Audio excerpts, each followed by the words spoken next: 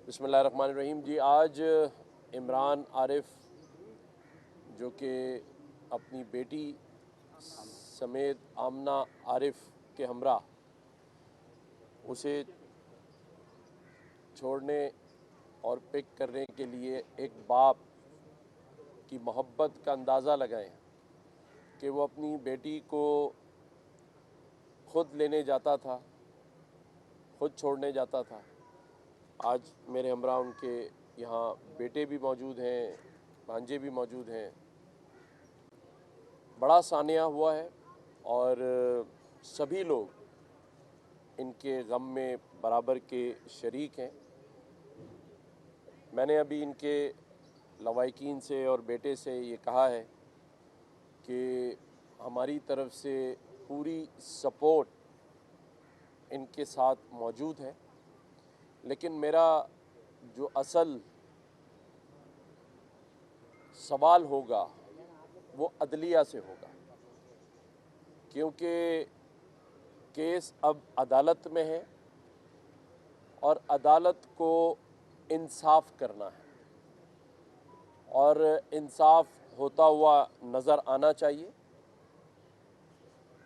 मैं समझता हूँ कि पुलिस इन्वेस्टिगेशन अपनी जगह चलती रहेगी, लेकिन असल काम अब अदालत का है और मैं chief justice Sindh high court से भी ये अपील करूँगा कि वो मामले की ख़ुद निगरानी करें और ये जो पूरी कौम सोशल मीडिया पर और मीडिया जो कि इस वक्त सारी चीज़ों पे नज़र रखे हुए हैं, उस नज़र रखने का ये फ़ायदा होना चाहिए कि लवाहिकीन को इंसाफ मिले और अगर इंसाफ के तकाज़े पूरे नहीं हुए तो जो एतमाद अदलिया पर है और इंतज़ामिया पर है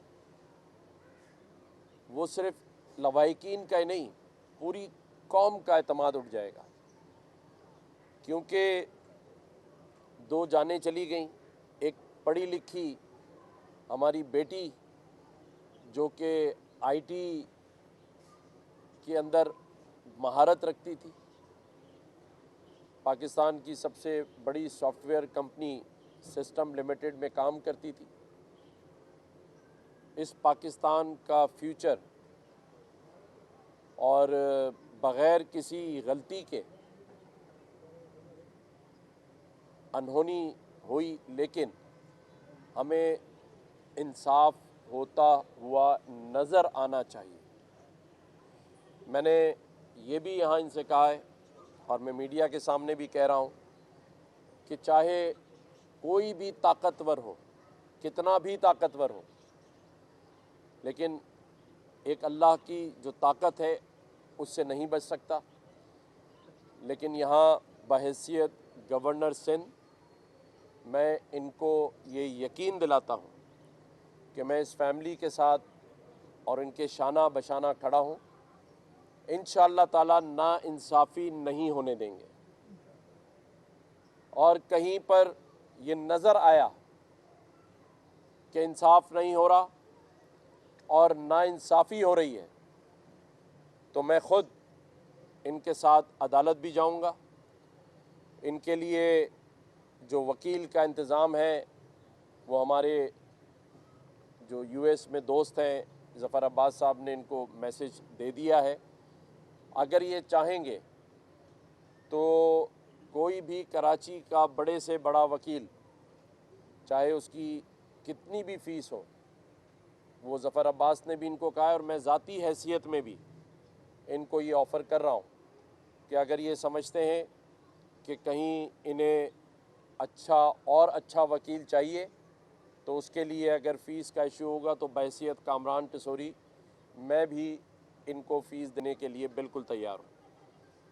उसके अलावा भी मैं फ़ैमिली के साथ राब्ते में रहूँगा और वकीलों के साथ भी हम राब्ते में रहेंगे। अदलिया की कार्रवाई देखेंगे कि कितना इंसाफ मिलता है, क्योंकि एक जो कहा जाता है कि जो ताकतवर है उसे तो इंसाफ फौरी मिल जाता है, लेकिन एक मिडिल क्लास फैमिली जो कि अपनी मेहनत करके पूरा ख़ानदान, वाले साहब छोटा मोटा कारोबार कर रहे थे, बेटी जॉब कर रही थी, बेटा भी जॉब करता है, मतलब ये वो लोग हैं जो अपना गुज़र बसर सफ़ेद पोशी से किसी के आगे हाथ फैलाए बगैर अपना और अपना घर चला रहे थे। एक अनहोनी और एक ऐसा वाक़या जिसकी मज़म्मत की जाए। और मैं ये भी अपील करूँगा अपने शहर के लोगों से, इस पाकिस्तान में रहने वालों से, कि आपकी तेज़ रफ्तारी और आपकी ऐसी ड्राइविंग जिससे किसी की ज़िंदगी चली जाए, उससे फ़ौरी तौर पर एहतियात बरतें। घर में रहने वाले लोग अपने बच्चों को बग़ैर लाइसेंस ड्राइविंग से रोकें, और ऐसी खातून जिनके पास लाइसेंस पाकिस्तान का ना हो, या जो कहा जा रहा है उनके बारे में, मुझे नहीं पता उसमें कितनी हकीकत है या अफसाना है, लेकिन 2 जानें चली गई हैं और आज फैमिली मुंतज़िर है कि उन्हें इंसाफ तो मिले, लेकिन फ़ौरी इंसाफ मिले। इंसाफ में ताख़ीर भी इंसाफ नहीं होती। तो मेरी आज यहाँ आने का मकसद, इस फैमिली के साथ मेरा शहर है, मेरे शहर के ये लोग हैं, मेरे भाई हैं, इनको ये यकीन दिलाना था कि ये अकेले नहीं हैं, हम सब इनके साथ खड़े हैं। और मैं इस यकीन के साथ कि इंशाअल्लाह ताला आप सब भी देखेंगे और इंसाफ होता हुआ नज़र आएगा। कहीं कोई प्रेशर, कोई ताकत के ज़ोर पे, पैसे के ज़ोर पे कहीं से भी कोई चीज़ की गई तो बहैसियत गवर्नर सिंध मैं कामरान टिसोरी इस पर भरपूर आवाज़ उठाऊंगा। मैं अपने शहर के मासूम लोगों का इस तरह से, मैं क्या, मेरे पास अल्फाज नहीं है, नाइंसाफ़ी नहीं होने देंगे इंशाअल्लाह ताला, अल्लाह ताला ने चाहा तो। अच्छा, आपने कहा कि नाइंसाफ़ी नहीं होने देंगे। रानीपुर का आप केस देख लें, जो वो ये जो यहाँ पे सोशल मीडिया का वो था लड़का, वो फौत हो गया, कत्ल हो गया, उसका केस देख लें। केस में कहीं भी गरीब आदमी को इंसाफ हमने ना होते हुए देखा, ना हो रहा। हाँ, एक आदमी को इंसाफ मिल रहा है, वो जो बहुत बड़ा आदमी है, उसका रात को केस भी, अदालतें भी खुल जाती हैं, उसके लिए केस भी लड़ा जाता है, उसको छोड़ भी दिया जाता है। उसके तो केस में कहा जाता है कि भाई उसको सारी ज़िंदगी का रिलीफ है। तो अब इनका कैसे आप केस लड़ेंगे? हमारे पास तो एग्जाम्पल है कि ये गरीब आदमी तो बेबस है, अदलिया के भी, कानून के आगे भी। आपने बिल्कुल ठीक कहा, इसीलिए मैंने, आपने देखा कि अपनी बात में बार बार ज़ोर दिया है कि इंसाफ होता हुआ नज़र आना चाहिए और फौरी इंसाफ नज़र आना चाहिए। और मैंने ये भी कहा, और आपको इसकी तारीख़ नहीं मिलेगी, कि अगर इंसाफ सुस्त रफ्तारी से निकलता हुआ नज़र आया या नहीं होता हुआ नज़र आया, तो बहैसियत गवर्नर सिंध मैं इनके साथ अदालत में मौजूद हूँगा। मैं ख़ुद जाऊँगा, और ख़ुद जाने का मकसद ही ये है जो आपका सवाल था, कि अब ऐसे नहीं चलेगा, बहुत हो गया, आवाम में शऊर आ चुका है। आप ख़ुद ही इस बात की निशानदही कर रहे हैं कि किसी के लिए अदालतें रात में खुल जाती हैं और इंसाफ भी मिल जाता है। लेकिन चीफ़ जस्टिस ऑफ पाकिस्तान से भी मैं ये अपील करूँगा कि आप भी इस केस को फॉलो करें, इसको मॉनिटर करें, और ये नज़र रखें कि कहीं इंसाफ होते होते रह ना जाए, किसी दबाव का, किसी ताकत का शिकार ना हो जाए। और मैं मीडिया के दोस्तों और भाइयों से भी कहूँगा कि आए हम सब मिलकर इनको इंसाफ दिलाते हैं। अगर मीडिया साथ खड़ा हो जाए तो कोई इंसाफ से रोक नहीं सकता। अल्हम्दुलिल्लाह मीडिया के पास इतनी ताकत मौजूद है कि वो सच दिखाकर सभी ऐसे किरदारों को बेनकाब कर सकता है जो इंसाफ की राह में रुकावट बनेंगे। अच्छा गवर्नर साहब, ये भी बता दीजिएगा, जैसे आपने मीडिया का तज़किरा किया, यहाँ पर तो ये सवाल ज़रूर बनता है कि मीडिया के हाईलाइट होने के बगैर लोगों के मसले क्यों नहीं हल हो पाते। सोशल मीडिया का भी दौर है, आपने देखा कि कभी उस नताशा को पागल करार दिया जाता है, कानून और इंसाफ के मुंह में जो है वो मिट्टी रोंदने की कोशिश की जाती है कि उसको पागल करार दिया जाए। तहम जब आपने उस पर बयान दिया, जब आपके पॉलिटिकल हजरात आ गया है, तो उसके बाद जाके एक्शन होता है, तो गरीब को इंसाफ फिलफोर ना मिलना नामुमकिन क्यों बना दिया गया है? गरीबों के लिए कोई और तरीके का जो है वो इंसाफ है और अमीरों के लिए और है, तो इस पर आप क्या कहेंगे? इसमें कोई दो राय नहीं है कि इंसाफ हमारे यहाँ मिलते मिलते 30-30 साल हो जाते हैं। आज आप अदालतों से लिस्ट निकलवाएं तो किसी का केस 15 साल से पेंडिंग है, किसी का 20 साल से पेंडिंग है।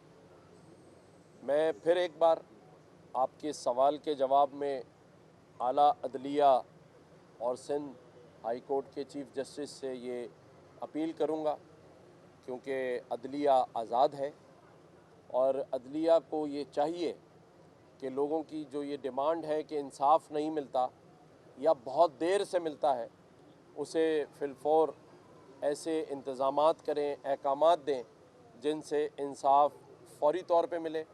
और ये जो बातें हमारे मुल्क के बारे में की जाती हैं कि यहाँ इंसाफ मिलते मिलते सालों गुजर जाते हैं, वो फौरी होना चाहिए। सर, ये जो नताशा है, इसके हवाले से पहले भी अभी तो पहले तो कोई बात नहीं थी, अभी बातें आ रही हैं कि इसने पहले भी बहुत सारे लोगों को ज़ख्मी किया है, एक्सीडेंट किए हुए हैं। तो इसके हवाले से कोई ऐसी टीम बननी चाहिए कि जो इसके ऊपर काम करे और इसकी भरपूर नमूने जांच करे। जी, मैं आपके सवाल के जवाब में आईजी सिंध से, सीसीपीओ कराची से ज़रूर बात करूँगा कि इस केस की मुकम्मल तहकीकात होनी चाहिए।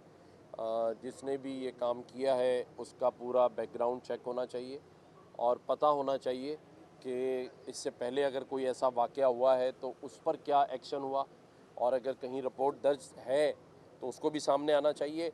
मैं समझता हूँ कि केस अदालत में है, पुलिस तहकीक कर रही है और लवाहिकीन अगर तहकीक पे मुतमईन है तो हमें भी उस पर इज़हार इत्मीनान करना चाहिए। मैं लवाहिकीन से, उनके बेटे से, उनके ख़ानदान से ये कहूँगा कि अगर उन्हें कहीं भी ऐसा लगे कि तहकीकाती अमल में या कहीं पर पुलिस ताउन नहीं कर रही, मदद नहीं कर रही, ये मुझे बताएं, हम उस पर फौरी तौर पर एक्शन लेंगे इंशाअल्लाह ताला।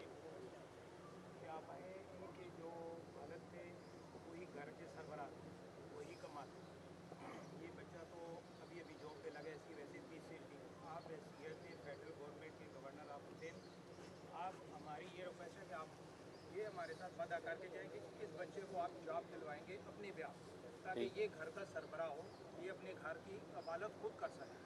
ये हमारे से आप वादा करके जाएँ यहाँ पे, क्योंकि यहाँ आए तो बहुत है, काफ़ी बंदे आए।